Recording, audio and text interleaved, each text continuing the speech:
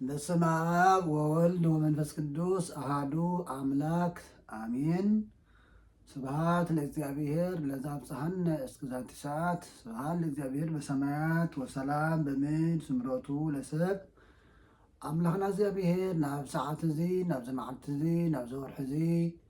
ናብ በዓል እዚ ናብ ዘመን እዚ ዘብፅሐና ክብሪ ምስጋና ይብፅሓዮ እሞ ኣብ ርሑቕን ኣብ ቀረባን ዘለኹም ኩልኹም ህዝበ ክርስቲያንን ህዝበ ዓለምን እንኳን ጎይታና ኢየሱስ ክርስቶስ በዓለ ልደትን ዘመን አስተርዮን በዓለ ጥምቀትን በሰላም ብጥዕና አብፅሕና አብፅሐኩም በብዘለኹምዎ እግዚአብሔር ይባርክኩም፣ መንፈስ ቅዱስ ይግለፀልኩም። ሎሚ ዘለናዮ ወቅቲ ዘመን አስተርእዮ እግዚአብሔር ተገለፀሉ ዘመን እግዚአብሔር ዘረአናሉ ዘመን ኢና ዘለና እሞ እንኳን ናብ ዘመን አስተርእዮ አብፅሕና አብፅሐኩም። በዓር ከም እግዚአብሔር ቅዱስ ፈቃድ ብዛዕባ በዓለ ጥምቀት ዝምልከትን ምስጢረ ጥምቀት ዝምልከትን ናይ ጥምቀት ትምህርትታትን ክንከታተልና እሞ ትምህርቲ ክንህብና እሞ በብዘለምኩም ብምስትውዓል ክትሰምዑ ናብ ኩሉ ክባፃሕ ናብ ኩሉ ክተባፅሕዎ መልእኽትና እዩ። እግዚአብሔር ምስ ኩልና ይሁን። ናይ ቅዱሳን ነቢያት ናይ ቅዱሳን ሐዋርያት አቦታት አምላኽ እግዚአብሔር ምስ ኩልና ይሁን። በብዘለናዮ ውነይ ቃሉ ክንሰምዕ እግዚአብሔር ይገለፀልና። ለማዓልቲ እንመሃሮ ምስጢረ ጥምቀት እዩ። ምስጢረ ጥምቀት ካብቶም ናይ ሃይማኖት መሰረታት ዝኾኑ ሓሙሽተ አዕማደ ምስጢር ተባሂሎም ይፅውዑ ሓደ እዩ ወይ ደግሞ ሳልሳይ እዩ። ምስጢረ ስላሴ፣ ምስጢረ ስጋዌ፣ ምስጢረ ጥምቀት። ምስጢረ ጥምቀት ኣብ መፅሓፍ ቅዱስ ሰፊሕ ትምህርቲ ዝወሃበሉ እዩ። ስለዚ ምስጢር ዝብል ዘሎ ከም ቤተክርስቲያንና አስተምህሮ ምስጢር ማለት ናይ ሰብ አእምሮ መርሚሩ ተመራሚሩ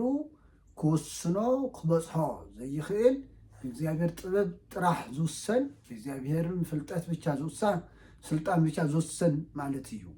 እሞ ምስጢረ ጥምቀት ሰፊሕ ስለ ዝኾነ ሎማዓልቲ ከም መእተዊ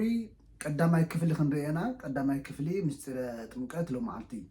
ምስጢር ማለት ዘይድህሰስ ዘይርአ ብሰብ አእምሮ ዘይውሰን ማለት እዩ። ስለዚ ጥምቀት ከዓመይ ንፈልጦ ኢና። ጥምቀት ማለት ምጥማቅ ናብ ባሕሪ ኣቲኻ ምውፃእ ምእታው ኣቲኻ ምውፃእ ምሕፃብ ክኸውን ይኽእል እዩ። ስለዚ ምስጢረ ጥምቀት ናይ ምጥማቅ ምስጢር ማለት እዩ። ናይ ምጥማቅ ምስጢር ማለት እዩ። እዚ ምስጢረ ጥምቀት ዝበሃል ዘሎ ናፍቱ ቅድመ ክርስትና ምምፃእና ብብሉይ ኪዳን ዝነበረ ብዛዕባ ምስጢረ ጥምቀት ዝተነገሩ ምሳሌታትን ትንቢታትን ክንርአና። ኣብ ብሉይ ኪዳን ብዛዕባ ጥምቀት ይንገር ነይሩ። ምሳሌ እውን ኣለዎ። ብዛዕባ ንሕና ኣማናዊ ዝኾነ ጥምቀትና ንጥመቕ፣ ዘድሕን ጥምቀትና ንጥመቕ። ናይ ጥምቀት ናይ ክርስትና መሰረት እዩ። ሰብ ተኣሚኑ ቀጥታ ክፍፅሞ ዝግብኦ ምስጢረ ጥምቀት እዩ። ሰብ ከይተጠመቐ ውዲ እግዚአብሔር ክኸውን ኣይኽእልን እዩ። ስለዚ መጀመርያ ሰብ ይኣምን፣ ምስ ኣመነ ስርዓተ ጥምቀት ይፍፅም ማለት እዩ እሞ እዙ ናይ ሃይማኖትና መሰረት ኮይኑ ዘሎ ናይ ምስጢረ ጥምቀት ትምህርቲ ብብሉይ ኪዳን እንታይ ዓይነት ትምህርቲ ነይርዎ፣ ብየናይ መልክዕ ይግለፅ ነይሩ ዝብሉ ሓሳባት ክንርአና። ብዙሕ እኳ ተኾነ ኣብ ብሉይ ኪዳን ብብዙሕ መልክዕ ይግለፅ ትምህርቲ ይወሃበሉ ምስላይ ምስለሉ እኳ ተነበረ ካብቶም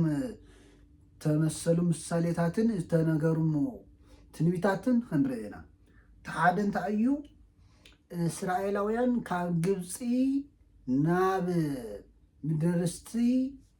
ዝተሳገርሉ ባሕረ ኤርትራ ናይ ጥምቀት ምሳሌ እዩ። እስራኤላውያን ባሕሪ ተሳጊሮም ምድረ ርስቲ ምውራሶም ናይ ምስጢረ ጥምቀት ምሳሌ ከም ዝኾነ ኣብ መፅሓፍ ቅዱስ ተፅሒፉ ንረኽቦ ማለት እዩ። ንዚ መረጋገፂ ከዓመይ ቅዱስ ጳውሎስ ኣብ ቀዳማይ ቆሮንቶስ ምዕራፍ 10 ካብ ቁፅሪ 1-5 ዘሎ ከምዚ እናበለ ይገልፀልና። ወለኩሎም አበዊነ አጥመቆሙ ሙሴ በደመና ወበባሕር ኩላቶም ድማ ምስ ሙሴ ከሓብሩ ብደመናን ብባሕርን ተጠመቁ ኩላቶም ይዝብለና ዘሎ ኩላቶም ድማ ምስ ሙሴ ከሓብሩ ብደመናን ብባሕርን ተጠመቁ ቀዳማይ ቆሮንቶስ ምዕራፍ 10 ካብ ቁጥሪ 1 ጀሚሩ እስከ 5 ዘሎ እዩ እንታይ ማለት እዚ ኣብ ብሉይ ኪዳን ኣብ ኦሪት ዘፀአት ምዕራፍ 14 ዘሎ ሙሉእ ታሪክ ንርኽቦ እዩ ብሙሴ መሪሕነት እስራኤላውያን ባሕሪ ተሳጊሮም ምድረ ከነዓን ከም ዝወረሱ ንፈልጥና እዚ ምሳሌ እዩ ምሳሌ ንግዚኡ ንእስራኤላውያን ተፈጽመሎም ተኣምራት እኳ ተኾነ ግን ፍጻሜኡ ግን ክርስትና እዩ እስራኤላውያን ናይ ክርስቲያን ምልክት እዮም ባሕሪ ናይ ጥምቀት ምሳሌ እዩ ሙሴ ናይ ክርስቶስ እዩ ሙሴ ባሕሪ ከፊሉ ከም ዘሳገሮ ክርስቶስ እውነይ ባሕሪ ጥምቀት ምስጢረ ጥምቀት ስርዓተ ጥምቀት ሰሪዕልና ብጥምቀት ጌርና ናብ መንግስተ ሰማያት ክንወርስ ምሂሩና ንሱ ከዓ እንታይ ኢሉ ዘይተጠምቀ ማይ ወመንፈስ ቅዱስ ይክለበዊ ውስተ መንግስት እግዚአብሔር ካብ ማይን ካብ መንፈስ ቅዱስን ዘይተወለደ ዘይተወለደ ዳግም ብጥምቀት ዘይተወለደ ናይ እግዚአብሔር መንግስት ክወርሰ ይኽእልን ብለና እሞ እስራኤላውያን ባሕሪ ተሻጊሮም ምንደርስቲ ከም ዝወረሱ ንሕና እውነይ ባሕረ ጥምቀት ተሳጊርና ወይ ደሞ ስርዓተ ጥምቀት ፈፂምና ምስጢረ ጥምቀት ተፈፂመባና ናይ መንግስተ ሰማያት ናይ ምውራስና ምልክት ምሳሌ እዩ ማለት እዩ ኣብዚ ንሪኦ ነጥብ እንታይ ኣሎ ኩላቶም እዩ ዝብለና ዘሎ እስራኤላውያን ባሕሪ ተሳገሩ ኩላቶም እዮም ምስ ደቆም ምስ ህፃናቶም ዝተረፈ የለን እምበኣር ንጥምቀት ናይ ዕድመ ገደብ ኣይተቐመጠሉን ማለት እዩ ብቤተ ክርስቲያንና ናይ ባዕሉ ስርዓተ ጥምቀት ኣፈፃፅማ እኳ ተሃለዎ ግን እስራኤላውያን ግን ንግዚኡ ኩላቶም እዮም ተጠሚቆም ዝብለና ዘሎ ኩላቶም ተጠሚቆም እዮም ዝብለና ዘሎ ኩላቶም እዮም ባሕሪ ተሳጊሮም ዝብለና ዘሎ ባሕሪ ክሳገሩ ከለዉ ህፃናት እውን ኣይቀረዩን ማለት እዩ ስለዚ ህፃናት ክጥመቀ የብሎምን ዝብሉ ሓሳባት ዙ መጽሓፍ ቅዱሳዊ ዝኾነ ሓሳብ እዚ ክርድእዎ ኣለዎም ማለት እዩ ካልኣይ ምሳሌ እንታይ ይብል ኣሎ ወተጠምቃ እገሪሆሙ ለካህናት ካልኣይ ቀይ ባሕሪ ክሳገሩ ከለዉ እስራኤላውያን እቶም ካህናት ታቦት ተሸኪሞም ኣብ ማእኸል ባሕሪ ክቆሙ ከለዉ እቲ ባሕሪ ናብ ክልተ ክፍል ከሎ ናይ ካህናት እግሪ ብማይ ጠሚዐን እዩ ዝብለና መጽሓፈ ኢያሱ ምዕራፍ 3 ቁጥሪ 14 ጀሚሩ እዚ ተኸታተልዎ ናይ ካህናት እጋሮም ሲ ብማይ ጠሚዐን ይብለና ኣሎ ተጠምቃ ማለት ምጥማዕ ማለት እዩ ስለዚ እዚ ናይ ካህናት እግሪ ምጥማቅ ናይ ኣማናዊ ምስጢረ ጥምቀት ምሳሌ ኮይኑ የገልግል ነይሩ ማለት እዩ እስራኤላውያን ባሕረ ዮርዳኖስ ተሳጊሮም ምደርስቲ ከም ዝወረሱ ምእመናኑ ናይ ብጥምቀት ገነት መንግስተ ሰማያት ንምውራሶም ምሳሌ እዩ እስራኤላውያን ካህናት ታቦት ተሸኪሞም ባሕሪ ከፊሎም እስራኤላውያን ከም ዘሳገርዎም ካህናት ሓዲስ እውነይ ናይ ሓዲስ ወንጌል ናይ ወንጌል ካህናት እውነይ ወንዘታጠምቅዎም በሉ በስመ አብ ወወልድ ወመንፈስ ቅዱስ ተጠምቅዎም ከለኹም በስመ አብን በስመ ወልድን በስመ መንፈስ ቅዱስን ኢሉ ክርስቶስ ከም ዘመሃሮም ካህናት እውነይ በአብን በወልድን በመንፈስ ቅዱስም አጠምቆም ንገነትን መንግስተ ሰማያትን ምእመናን የውቅዑ ማለት እዩ ስለዚ እስራኤላውያን ባሕረ ዮርዳኖስ ተሳጊሮም ምድርስቲ ምውራሶም ንዓና ንህዝበ ክርስቲያን በክርስቶስ ክርስቲያን ዝተባሃልና በወዲ እግዚአብሔር ወሉድ እግዚአብሔር ዝተባሃልና ምሳሌ እዩ ማለት እዩ እስራኤላውያን ናይ ምእመናን ናይ ህዝበ ክርስቲያን ምሳሌ እዩ ባሕረ ዮርዳኖስ ናይ ባሕረ ጥምቀት ምሳሌ እዩ ምድርስቲ ናይ ገነት ናይ መንግስተ ሰማያት ምሳሌ እዩ እዚ ከዓመይ ጎይታና ኢየሱስ ክርስቶስ ዘአምነ ወዘተጠምቀ ይድህን ኢሉ ማርቆስ ወንጌል ምዕራፍ 16 ቁፅሪ 16 ከም ዝመሃረና زعمنا تتطمق يدحن إلو خمس أوجلنا إحنا عملنا نطمق ندحنو كاب كونينيه كاب فدا كاب مرقم كاب حطيات كاب زلعالم موت دحنا جنة منقسنا كم نورس بزين الرقاقز مالتيو خالعي مسالية سلساي مسالية أبولي كده انتفتصمو ناي دحنت من قدتاتيهم المسالية انتايلو إيوب بدوية توقعو حاميمو نبزع زمانات نسالاسة عامز زأكل بحمام تتحزو بدوية توقعو خنبر خلو عبهيري يوردانوس خيدو تتأمقو كم زدحانا بيتا كرسيانا تمهر مالتيو إيوب كاقوسلو زدحانا نا بحري يوردانوس خيدو بمتماغيو زي بحري يوردانوس كل جزء كنستوعو لزلنا ويتانا يزكزو تتأمقلو بحريو لوموني بحري يوردانوس نبلو عبيتا كريستيان بصلوت زبارخ ماي صلوت ماي كريستنا نسو ماي يوردانوس يزبال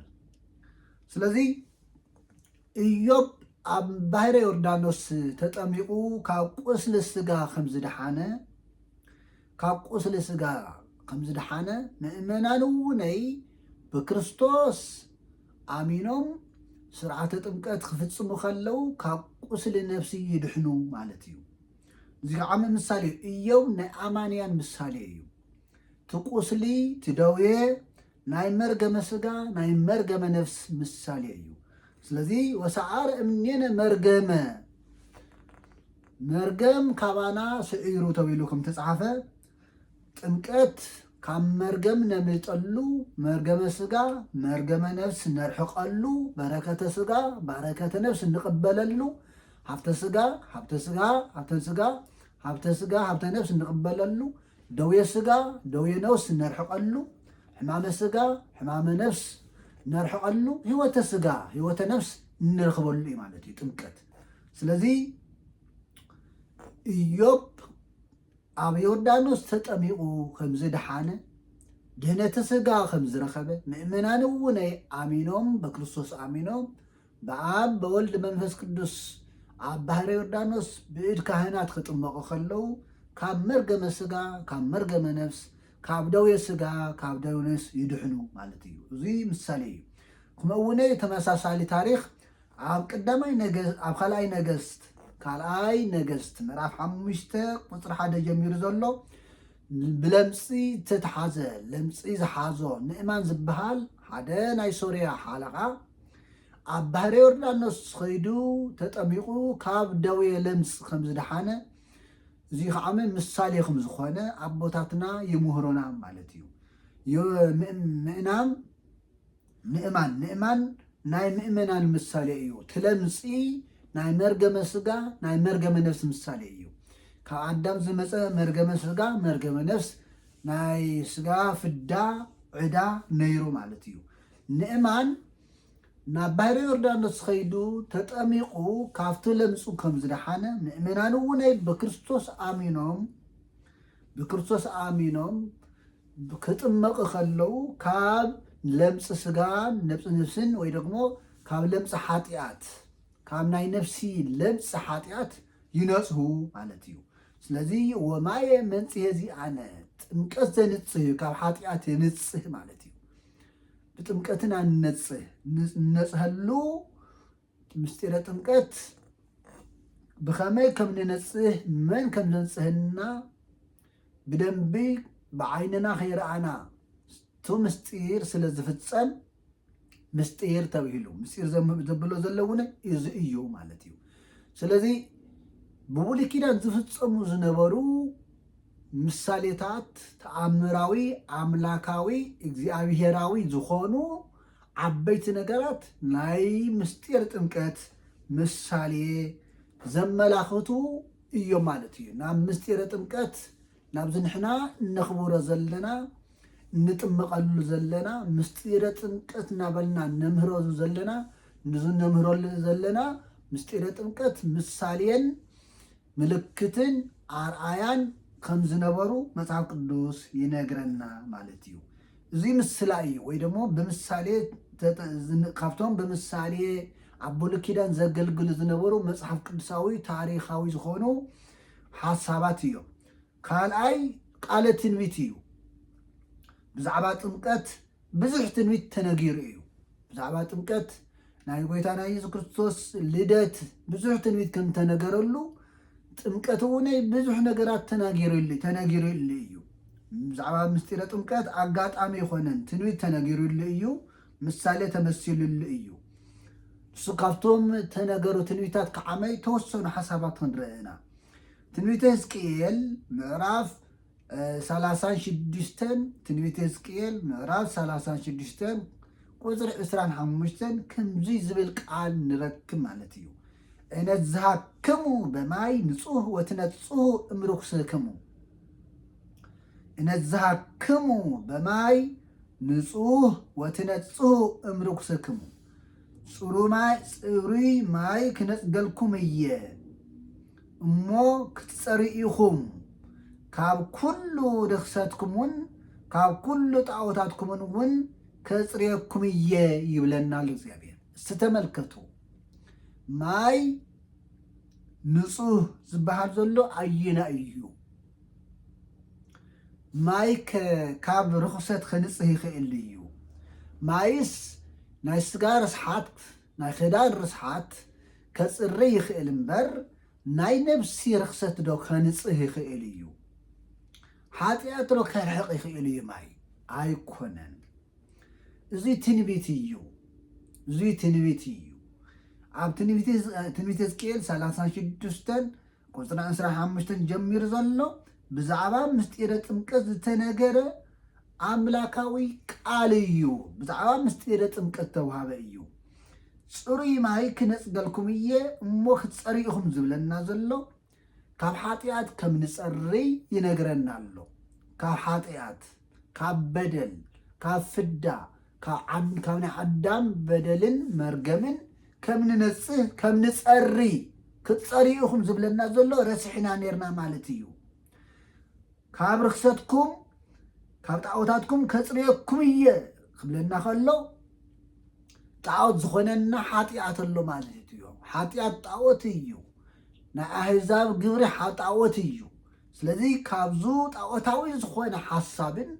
عالم نبعلون تعوتيو كاب تعوت كاب بدل كاب حاتيات كنصهكم ايه خقدسكم ايه يبلنا زلو نقدسلو نصه ما يتبهال انت ايو كل قزة نردو زقبئنا كنستوعلو زقبئنا نتمقو تمكت سقيلو نايباخا فساس ماي ايكونن تونص ماي زبحال زلو مستيرة تمكت نولو زلنا ماي تمكت زلو لنا ماي يوردانس نولو زلنا انت ايتو تبحالة كاب بويتانا كاب مدحينا كاب إياس كريستوس يمانا يقولني زفاساس نصه ماي ايو او يوحنس ونجيل مراح 19 كاب قصي 34 جمير زلو خندق خلنا ويتانا إياس كريستوس مئنتانا عم مسقل مسموته دحر موتو حدا وتادر خيدو بخينات خوغ خلو كاب يمانا يقولنو كم فيدل لخوينو ماين صعدا ماين دمن وحيزو فسيسو يبلنا كم لخوينو عبسلوني تملكتوه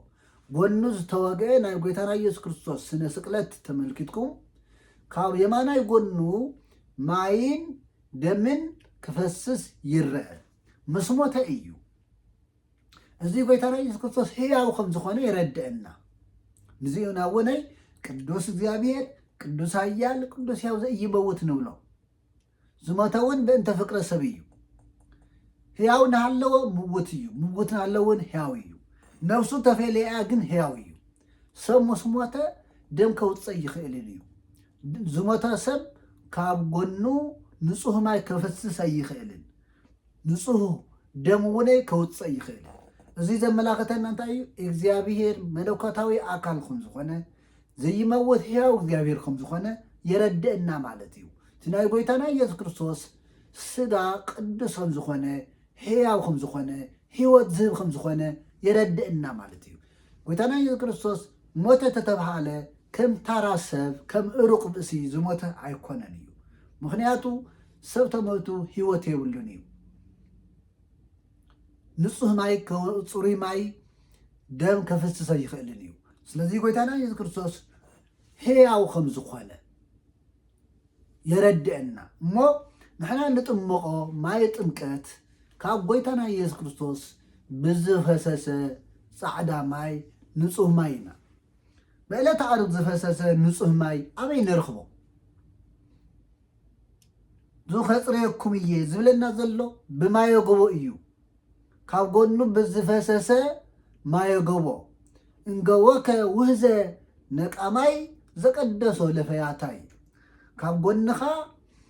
نصه ماي فسسه نتو شفتاوني قدسو يبلنا تشفتا عبويتانا يسوس كريستوس يمان تسقيلو زنبره زتقدسوني زتطمقوني بغويتانا يسوس كريستوس ما إيو بألا تعب بزفسسه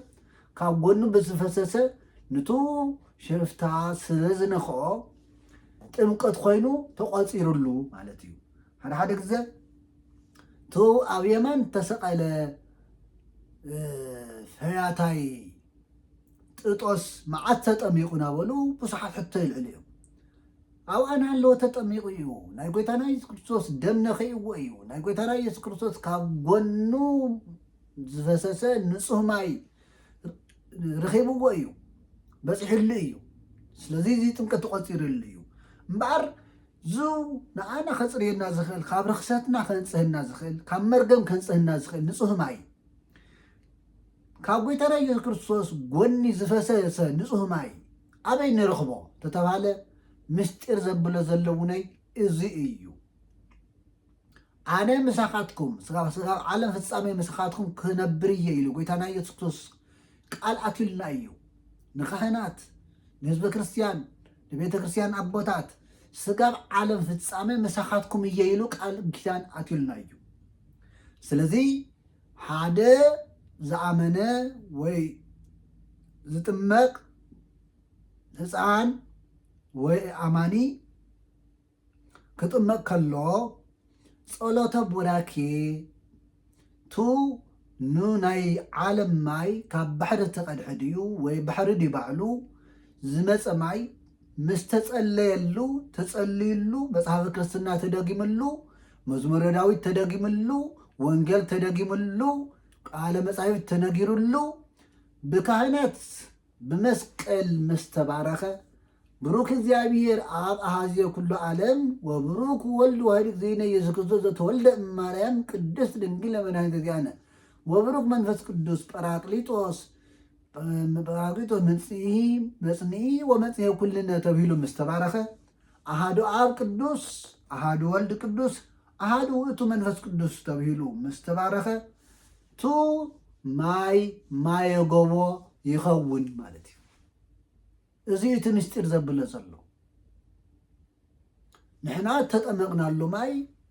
ብማየ ጸሎት ብካህናት ጸሎት بمنفس قدوس حايلي بإግዚአብሔር ጥበብ ቱ ንሪኦ ዘለና ማይ ንሕና ንጥመቐሉ ስመ ክርስትና ንቕበለሉ ማይ ናይ ዕለተ ዓርብ ወይ ደግሞ ብዕለተ ዓርብ ዝፈሰሰ ናይ ጎይታና ናይ ኢየሱስ ክርስቶስ ንጹህ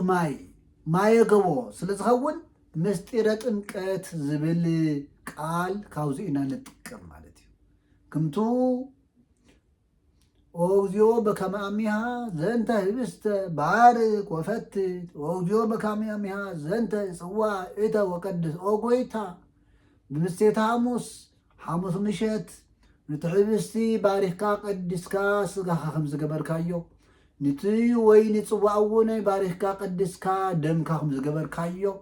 ሎሚ እውን ንዝሑ ቀሪብ ዘሎ ህብስቲን ንዚ ቀሪብ ዘሎ ወይንን ክማኡ ግበሮ ኢልና ከም ንጽሊ ቱ ህብስቲ ስጋ ክርስቶስ ብዕለተ ሐሙስ ዝተፈጸመ ዝቐረበ ህብስቲ ናይ ክርስቶስ ስጋ ኮይኑ ከም ዝቐርብ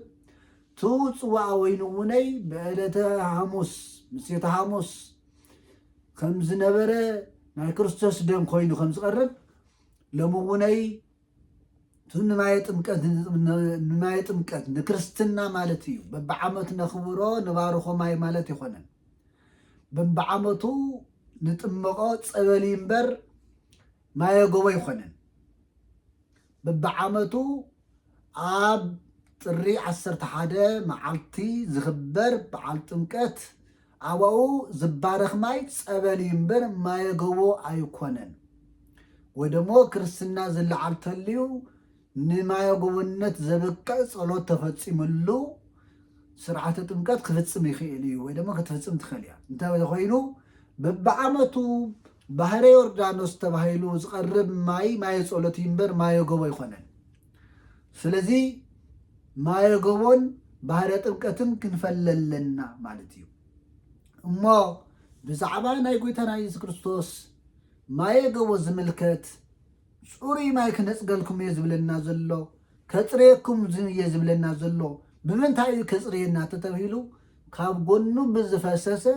ንጹህ ጽሩይ ጻዕዳ ማይ ማለት እዩ ንዚኡ ውነይ ወማየ መንጽእ ዚኣነ ወሃበን ይብል ኣብ መጽሓፈ ኪዳን ኩሉ ግዜ ክንጽሊ ከለና ወማየ መንጽእ ዚኣነ ወሃበን ዘንጽሐና ማይ እውን ሃበና ይብል ዘንጽሐና ማይ እውን ሃበና ዘንጽሐና ክንጽሕና ዝኽእል ንሱ እንታይ እዩ ማየ ጎቦ እዩ ማየ ጥምቀት እዩ ናይ ካብ ክርስቶስ ዝወፀ ኩሉ ፈውሲ እዩ ክዳኑ ፈውሲ እዩ ደሙ ፈውሲ እዩ ስጋው ደሙ ፈውሲ እዩ ቃሉ ፈውሲ እዩ ስለዚ ካብቱ ንሕና ክንጸርየሉ ዝተነገረና መጽሓፈ ትንቢት ሓደ እዩ ማለት ካልኣይ ትንቢት ዝተነገረ ትንቢት እንታይ እዩ ትንቢተ ሚክያስ ምዕራፍ 7 ቁጥሪ 19 ዘሎ እዩ ይትመየጠን ወይትሰሃለን ወያሰጥሞን ለሃጣዊኢነ ወይዌርዎን ውስተ ቃላይ ባሕር ለአበሳነ ተመሊሱ ክርህረህልና እዩ ተመሊሱ ክርህረህልና ንበደልና እውን ኣብ ትሕቲ እግሩ ክረግጾ እዩ ንኩሉ ሓጢኣትና እውን ናብ ማዕሙቕ ባሕሪ ክድርብዮ እዩ እዚ እቲ ትምህርቲ ብትንቢት ዝንገር ነበረ ብክርስቶስ ተፈጸመ ጎይታና ኢየሱስ ክርስቶስ ኣብ ባሕሪ ዮርዳኖስ ክጥመቕ ከሎ ዝፈጸሞ ትንቢት እዚ እዩ ጎይታና ኢየሱስ ክርስቶስ ንምንታይ ተጠሚቑ ተተባሂሉ እቲ ሓደ ትንቢተ ነቢያት ምእንታን ክፍጽም እዩ ናይ ነቢያት ትንቢት ክፍጽም ንዓና እውን ኣርኣያ ኮነና ኣርኣያን በኩርን ኮነና ምንታይ እዩ ስለዚ እንታይ ይብለና ኣሎ ሚክያስ መንፈስ ቅዱስ ኣብ ነቢይ ሚክያስ ሓዲሩ ዝተናገሮ ቃል እንታይ ዝብለና ዘሎ እግዚአብሔር ተመሊሱ ክርህረህልና እዩ ይብለና ኣሎ ተመሊሱ ክርህረህልና እዩ ወተቆጥዕና ነይሩ ትእዛዙ ኣፍሪስና ሓጢኣት ሰሪሕና ካብኡ ርሕቕና ክንነብር ከለና እግዚአብሔር ተቆጥዕና ነይሩ ንበደልና እውን ኣብ ትሕቲ እግሩ ክረግጾ እዩ ይብለና ኣሎ ክብርን ምስጋና ናኡ ይኹን ንበደልና እውን ኣብ ትሕቲ እግሩ ክረግጾ እዩ ወድሱ ክጥመቕ ከሎ ሓጢኣትና ተረጊጹ እዩ ኣቦታትና ከም ዝምህሩና ኣብ ባሕሪ ዮርዳኖስ ከይዱ ተጠመቐሉ ምልክት ተጠመቐሉ ምስጢር ሓተታ ክነግሩና ከለው ዲያብሎስ ናይ ባርያነት ናይ ገዛኢነት ናይ ተገዛኢነት ምልክት ኣብ ባሕሪ ዮርዳኖስ ቀቢሩ ስለ ዝነበረ እዩ ንኣዳምን ንሄዋንን ኣሳሒቱ ተገዛእቱ ከም ዝኾኑ ምልክት ኣብ እብነበረድ ጽሒፉ ተሓደ ኣብ ባሕሪ ዮርዳኖስ ተሓደ ኣብ ሲኦል ኣቐሚጥዎ ነይሩ ኢሎም ኣቦታትና ይነግሩና ይምህሩና ቤተ ክርስቲያንና ከምዚ ኢላ ትምህር ስለዚ ቱ ኣብ ባሕሪ ዮርዳኖስ ብእብነበረድ ተጽሒፉ ዝነበረ ናይ ባርነት ስም ኣዳም ናይ ዲያብሎስ ባርያ እዩ ሄዋን ናይ ዲያብሎስ ባርያ እያ ዝብል ናይ ባርነት ጽሑፍ ጎይታና ኢየሱስ ክርስቶስ ኣብ ባሕሪ ዮርዳኖስ ክጥመቕ ከሎ ኣብ ትሕቲ እግሩ ረጊጹ ደምሲስዎ እዩ ዝብለና ዘሎ ኣብ ትሕቲ እግሩ ረጊጹ ደምሲሱልና نخل حاتياتنا ون نام معمق بحري خدر بيئيو يبلنا له دربيو لنا عبهاري يردانوس حاتياتنا دمسي سلنا تاريخنا ون استخاخيلو لنا كبارنت نسا عوصينا نزينا وني ورسيومو عقازيان لعدام والهيوان زتولى لنا هاجراج مرهين يسوع كريستوس أب هاجراج تولده بسجاداوي توكاب سجاداوي تولده من حنينا يسوع كريستوس نعدام من هيوانن نساو صوم وستتا مساوي دهم العدام والهيوان ورسيوم عقازيان زتولى لنا هاجراج مرهين يسوع كريستوس نعدام من هيوانن نعداد بدابيوم دمسي سلوم ورسيوم عقازيان نساو صوم من تانا استولد كاب داويت زري استولد عبد داويت كتما استولد من حينا يسوع كريستوس نعدامن هيوانن مالت كلنا دق سبات مالتيو كل عداميو كل هيوانيو عودات بعدام يصبعوا دق تنستيو بهيوان يصوعا ስለዚህ ወሰጠጠ መጻፈ እዳሆሙ ናዕዳኦም ደብዳቤ ቀደደ ደምሰሰ ማለት እዩ እዳ ብደብዳቤ ከም ዝፍለጥ ሓጢኣት እውን ብፍዳ እዩ ዝፍለጥ ብዓዳም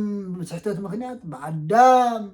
ሓጢኣት ምክንያት ኩሉ ሰብ ኣብ ዕዳ ወዲቑ ነይሩ ናይ ሓጢኣት ዕዳ ነይርዎ ናይ በደል ዕዳ ነይርዎ ናይ መርገም ዕዳ ነይርዎ ናይ ባርነት ናይ ዲያብሎስ ባርያ ኮይኑ ክነብር ዕዳ ነይርዎ እግዚአብሔር ዕዳና ኣራጊፉልና እግዚአብሔር ዕዳና ቀንጢጡልና እግዚአብሔር ሓጢኣትና ደምሲሱልና ኩሉ ይከኣለ እዩ ፍቅሪ እዩ ኩማ ዝገብር ዘሎ ፍቅሪ እዩ ሓጢኣት ዝድምስስ ፍቅሪ እዩ ሓጢኣት ዝሽፍን ወይ ደም ፍቅሪ ንሓጢኣት ይሽፍን እዩ ዝብለና መጽሓፍ ቅዱስ ወከደንከ ኣበሳሆሙ ለህዝብከ ናይ ህዝብኻ ኣበሳ ኸዲንካ ሸፊንካ እዩ ዝብለና ዘሎ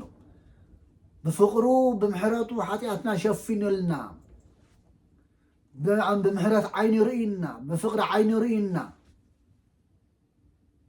بفقر عيني سلزراينا حاتياتنا دمسي سلنا بدلنا حاد يقولنا نزي حاتياتنا خند حاد قلنا خند الرقاقص كم زينا بلنا دقمو نمسجن ونأمن بأهاتي تمكت لسريت هاتيات بالسريلا بحانتي تمكت ونأمن سريت هاتيات زركبت تمكتيو سب آمنو ختم كله حاتيات حدا قلو حواريات تتأميقهم يوم ده حواريات قلو كلهم تتأميقهم يوم ده حواريات تمرتي امنو تنسحو تتأمق يزبل زي تتأمق نجير منقص خورس اي خيلن مستيرة امكات خردنا اللو مالتيو سلازي زي يوتو تنيو تنبيات عبد نبيات تنبيت عبد نبيات مصحف زنقر زنبرة زنبب زنبرة ما بكريستوس تفتصمه تسعبو توهيلو تنقره ناي نبيات تنبيت زبي نبيات أقدم تأوقو بنبيات تقدمو استفلت استردع ما بقيتنا يسوع كريستوس تفتصمه إزئيو مالتيو سالساي ناي قويتانا تمرتن تأزازن كنرينا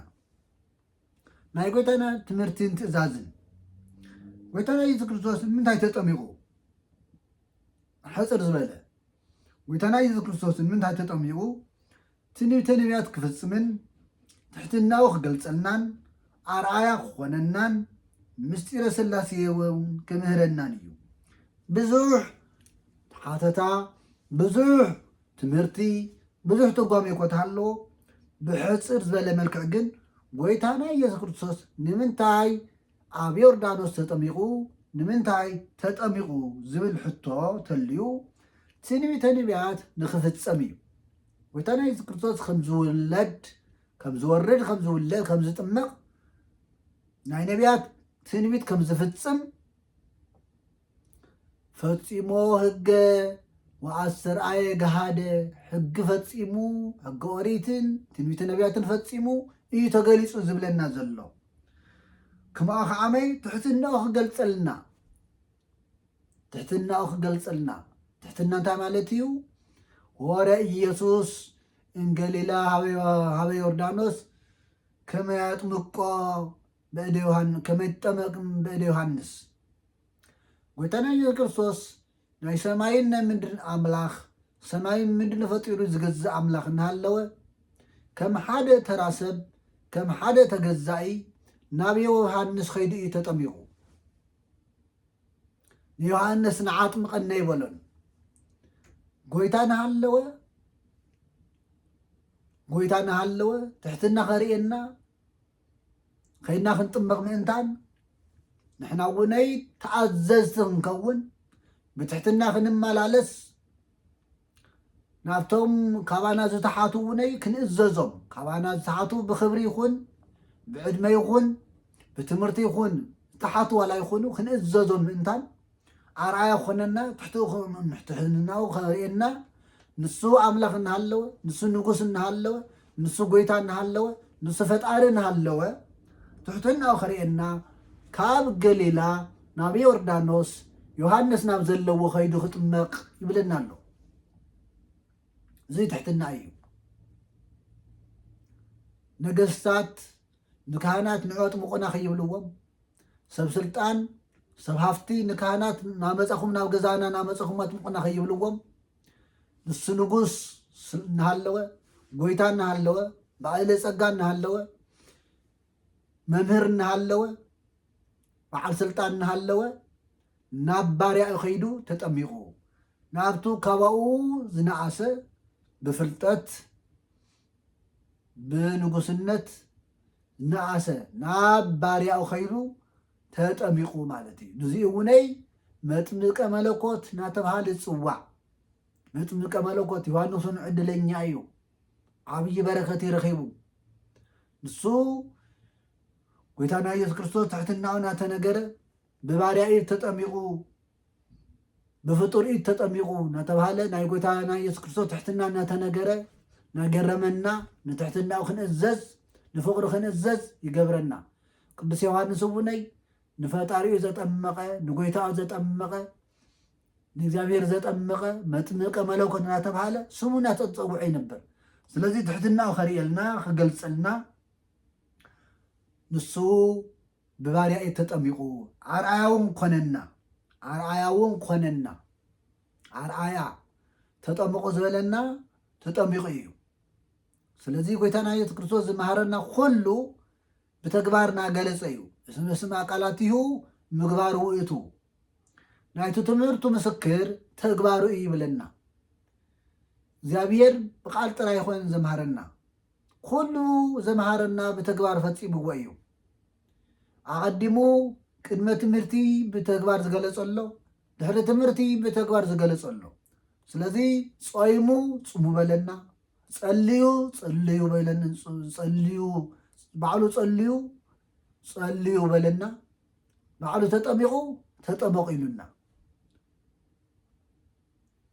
በረከቲቡ መጽውቱ ይበለና ሁሉ ግብር ከፊሉ ግብር ክፈሉ ኢሉና ተዓዘዙ ኢሉና ትሕትና ርእዩ ትሕትና ግበሩ ኢሉና ተመሃሩ ምኔ እስመ ትሑት አነ ወየዋህ ልቤ እስመ የዋህ አነ ወትሑት ልቤ ልበይ ትሕቲ የዋህየ ቅኑዕየ እሞ ካባይ ተመሃሩ ኢሉና ስለዚህ ሁሉ እንመሃሮ ካብ ጎይተና እዩ ካብ ጎይታና ኢየሱስ ክርስቶስ ዘይመሃር ኣይድሕንን ናይና መምህር ሊቀ ማሕበር ዝበሃል ባዕሉ ጎይታና ኢየሱስ ክርስቶስ እዩ መምህርና ንሱ እዩ ናይ ትሕትና መምህር ናይ በረከት መምህር ናይ ጾም መምህር ናይ ጸሎት መምህር ናይ ምጽዋት መምህር ናይ ኩሉ መምህርና አርአያ ዝኾነና ንሱ እዩ እዚ እውነይ ኮነነ ጥንተ ወበኩረ ለኩሉ ምግባረ ሰናይ ንኩሉ ሰናይ ምግባር አርአያ ኾነና በኹር ኾነና ጀማሪ ኾነና ኢሎም አቦታትና ይምህሩና ኮነነ ጥንተ ወበኩረ ለኩሉ ምግባረ ሰናይ ንኩሉ ሰናይ ምግባር ጥንቲ ጀማሪ ዝኾነና ንሱ እዩ አርአያ ዝኾነና ንሱ እዩ ስለዚ ትሕትናኡ ኸሪኤና አርአያ ክኾነና ብሓፂሩ ምእንታና ኣብ ዮርዳኖስ ተጠሚቁ ማለት እዩ ተጠመቆ ክጥቀም ኢሉ ኣይኮነን ሓጢአት ነይርዎ ኣይኮነን ረስሒ ኣይኮነን በደል ነይርዎ ኣይኮነን ንጹህ እዩ ንጽህ እዩ ግን ኣርኣያ ኮነና መምህር ኮነና ምእንታና ተጠሚቁ ማለት እዩ ኣኮ ፈቂዶሎ ተጠምቆ ኣላ ከመይ ሃነ ሱታፍ ንጽህ ንሱ ተጠመቀ ክጥመቕ ዘልዮ ኮይኑ ይኮንን ኣላ ከመይ ሃበነ ሱታፍ ንጽህ ናይ ንጽህና ሓድነት ክህልወና ናይ ንጽህና ናይ ቅድስና ተሳተፍቲ ክህልወና እዩ ተጠመቀ ኣርኣያ ክኾነና ምእንታን እዩ ተጠመቀ ስለዚ ምጥማቅ ስርዓተ ጥምቀት ምፍጻም ኣሚንካ ምጥማቅ ትእዛዝ እግዚአብሔር ምፍጻም እዩ ዘይጥመቕ ኣይድሕንን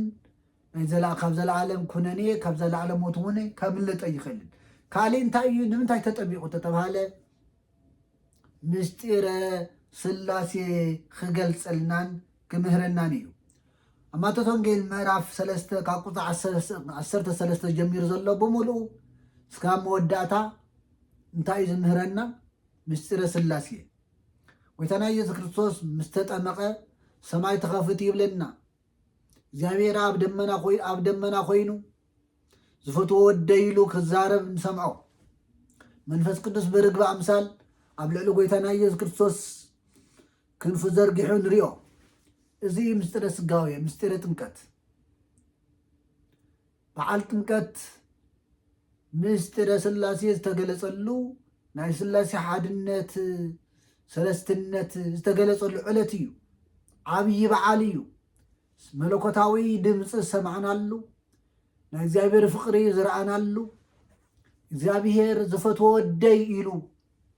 ሕያው ዝኾነ ማህያዊ ዝኾነ ናይ ዘለዓለም ቃል ሰማዕናሉ እዩ ከም ዝፈትወና ብወዲ ኣረጋጊጹልና ዝፈትዎ ወደይ ዝብሎ ዘሎ ካባና ዝወሰዶ ስጋ ዝተዋሃደ እዩ ካባና ካብ ኣዴና ቅድስት ድንግል ማርያም ካብ ስጋኣ ስጋ ካብ ነፍሳ ነፍሲ ወሲዱ